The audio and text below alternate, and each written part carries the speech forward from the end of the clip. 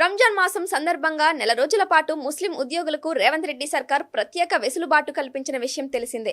ప్రభుత్వ శాఖలో పనిచేసే ముస్లిం ఉద్యోగులు సాయంత్రం 4 గంటలకే తమ విధుల నుంచి రివీల్ అవ్వవచ్చని సిఎస్ శాంతికుమార్ ఆదేశాలు జారీ చేశారు. రేవంత్ సర్కార్ తీసుకున్న ఈ నిర్ణయంతో ఇప్పటికే ముస్లిం ఉద్యోగులు హర్షం వ్యక్తం చేస్తుండగా ఈ నేపథ్యంలోనూ మరో శుభవార్త వినిపించింది ప్రభుత్వం.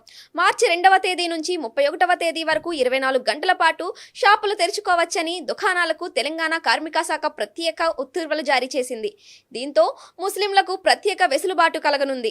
ఉపవాసం ముగించుకుని రాత్రిపూట ఇఫ్తార్ విందులో పాల్గొనే వారికి సౌకర్యవంతంగా ఉంటుందని భావిస్తున్నారు. అటు ముస్లింలకే కాకుండా ఇటు దుకాణదారుల్లో కూడా ఈ నిర్ణయం సంతోషం నింపినట్లయింది.